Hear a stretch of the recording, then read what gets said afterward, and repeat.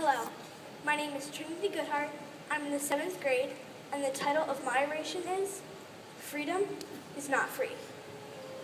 Shopping at the mall, going to church, voting, women having the right to vote, carrying a firearm, attending Dayspring Christian Academy, starting your day in God's word of prayer.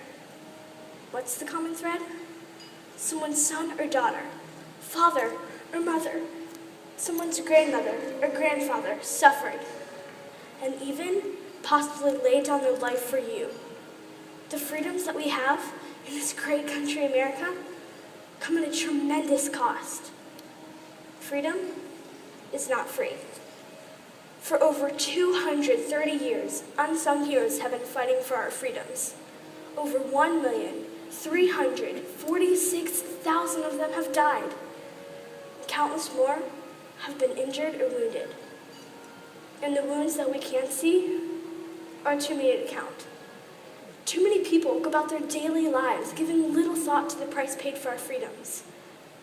So much is taken for granted in America. America is land of the free, home of the brave, absolutely.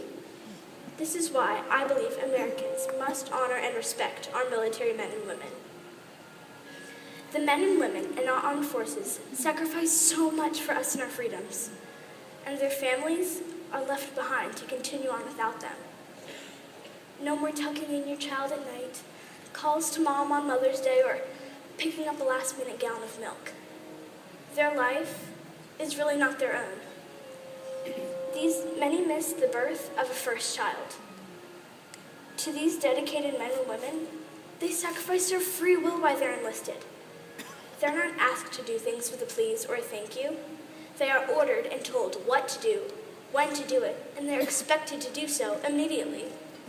Not as soon as a commercial comes on or when they're finished with their conversation. Their life is really not their own. To these dedicated men and women, it's more than duty. They sacrifice their lives, going out in the middle of chaos, danger, and gunfire without even hesitating. These brave men and women will lay down their lives for each other if necessary. Think about that. They're willing to die for people they don't even know. That sounds like someone I know who laid down his life for others. Anytime, anywhere, nothing but excellence is a motto they live by. America's armed forces endure many hardships when it comes to preserve our rights and our freedoms. One of the many things our strong military does is help preserve our laws, such as freedom of speech, right to bear arms, freedom of assembly, and our religious freedoms. While some of our freedoms are currently being tested, there are still our freedoms. Do you lose sleep at night because you're worried about bombings or being attacked? Probably not. We Americans are pretty spoiled in our thinking. We think not us, not here. And as a country, we are slowly feeling pretty content and safe again. And the safety and security comes from the selfless men and women who fought and are fighting for us all. Our forefathers had a clear understanding of what they wanted America to be like. And mainly thanks to our armed forces, we are still known as one nation under God. The Army says, "This we will defend." Lastly, the United States Armed Forces is very impressive when it comes to the traits they rely on. Loyalty is critical among our soldiers. They know that their fellow men and women will have their back, even if it means sacrificing their own life. Their whole system works as well as it does because of loyalty and death if need be. Honor is also held high in regard. The Air Force has a motto: integrity first, service before self, excellence in all we do. Honor is also a highly held trait. Courage is also a highly held trait. These men and women form such a strong bond during training and combat that they would give their lives for each other if necessary.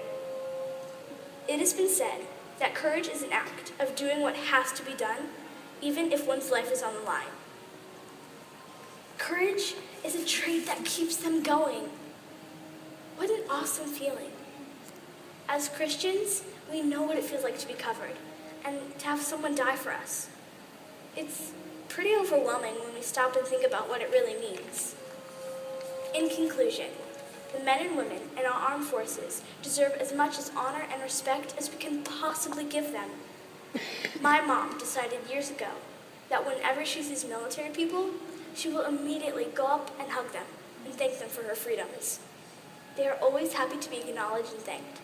So I challenge you, thank them. Thank them every time you see them. These amazing people willingly go and defend all of us. They know that the price is high, and they might not come back, but they enlist anyway.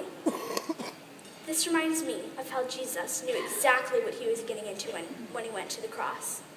God the Father also knew what he was getting into, and they did it just the same. If we truly think about what these men and women are signing up for, and they choose to do it anyway, how can we do anything but love, honor, and respect them? Thank you.